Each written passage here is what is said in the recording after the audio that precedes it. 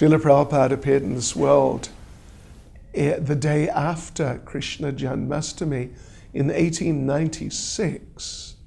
He was born in a family of devotees, and particularly his father, Gormohan Dey, really tried to teach Srila Prabhupada and encourage Srila Prabhupada very strongly and very nicely to be a devotee, to practice Krishna consciousness, even when Srila Prabhupada was just a little child.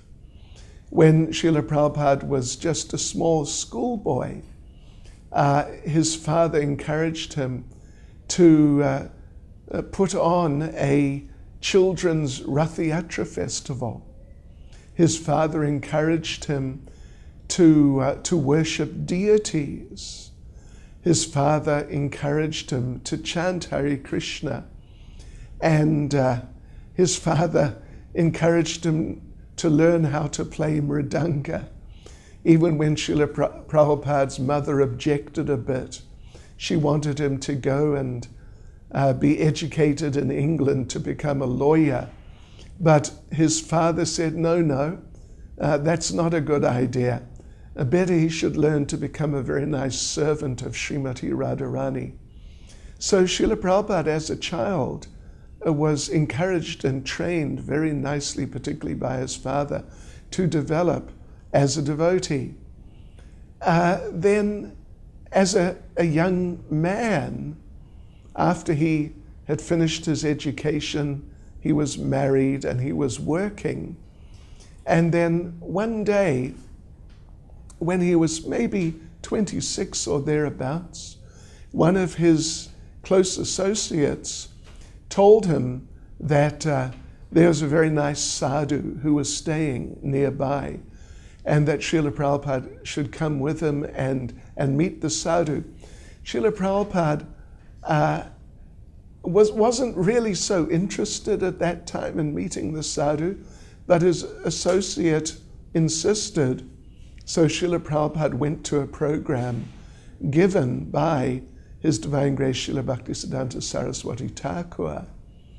And when he first met Srila Bhaktisiddhanta, he bowed down on the ground to offer obeisances, and then he sat up. And as he was sitting up, Srila Bhaktisiddhanta told him, before he even knew who he was or what his background was or anything like that, Srila Bhaktisiddhanta told him, "You're an educated young man. You should spread Krishna consciousness in the English language." So as Srila Prabhupada became a little older, after a little while, he was initiated by Srila Bhaktisiddhanta, and he was regularly remembering this instruction that he'd been given to preach in English. But as a householder with a young family, he just felt he was not in a position to do it, although he kept that instruction in his heart. Finally, later, when he was in earlier old age, Srila Prabhupada got the opportunity to leave home and as a vanaprastha to focus more specifically on his Krishna consciousness. So he did that for some time, staying in some temples of the Gaudiya Math, the institution of his spiritual master. But he wasn't very satisfied with that program.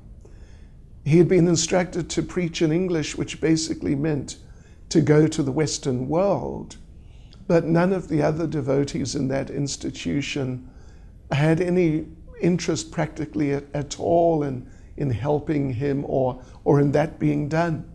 So therefore Srila Prabhupada had to just go on his own, organize everything on his own, to travel to America. So he did that in 1965, and in September 1965 he landed. First of all, they stopped in Boston, but then he actually landed in New York. And that's when he started ISKCON. He really started the International Society for Krishna Consciousness.